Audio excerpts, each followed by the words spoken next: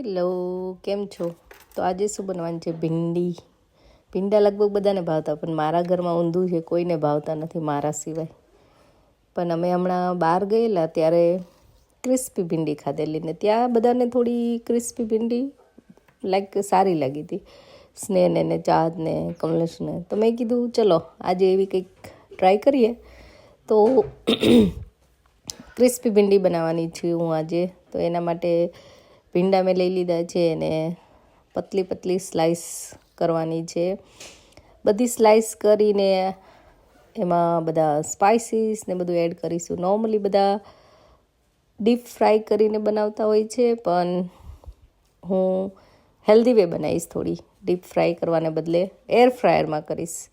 તો એના માટે તમારી સાથે હું આ રેસીપી શેર કરું છું. તો ચલો જોઈ લઈએ ફટાફટ.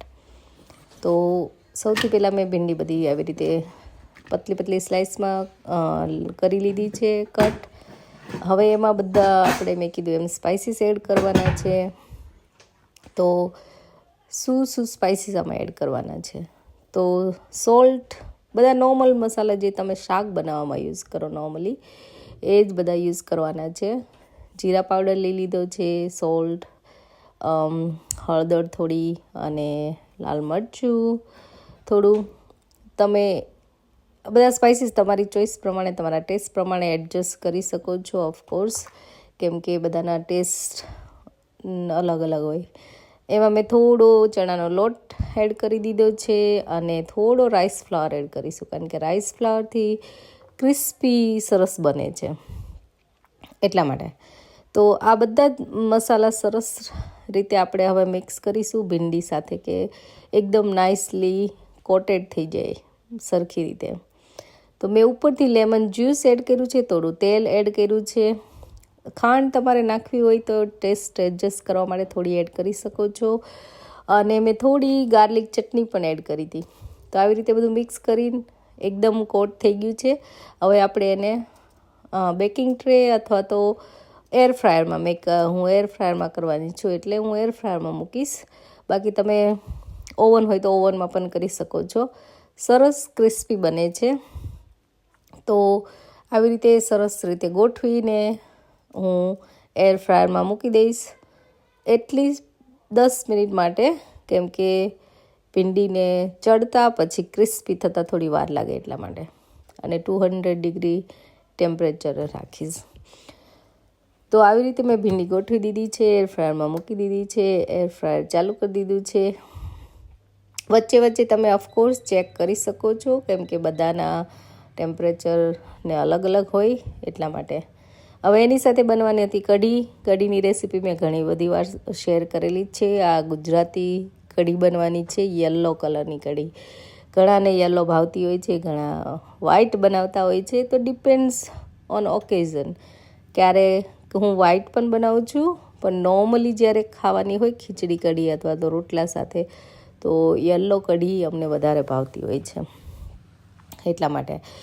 તો મેં છાશ લઈ લીધી છે, એમાં ચણાનો લોટ, બધા નોર્મલ મસાલા એડ કરી દીધા છે. અને વઘાર માટે ગ્રીન ચીલી, બાદિયા, લાલ મરચું, સૂકું લીમડાના પત્તા બધું લઈ લીધું છે.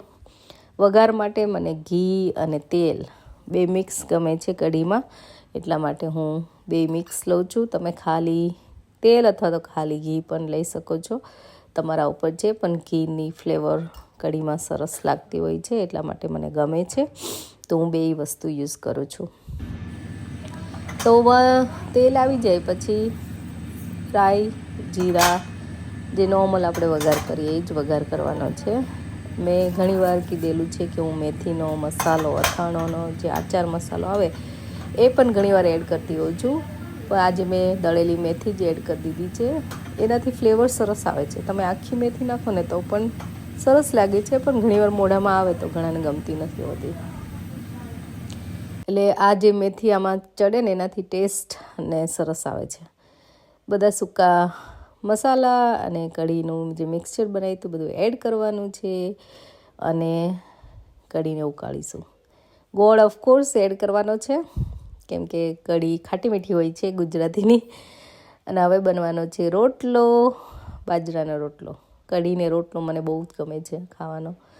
તો કઢી આ રીતે મસ્ત ઉકળીને રેડી થઈ ગઈ છે. તમે જોઈ શકો છો કલર એકદમ, કઢી છે ને એકદમ પાકવી જોઈએ. ધીમા તાપે એને ઉકળવા દેવાની તો સરસ લાગે છે.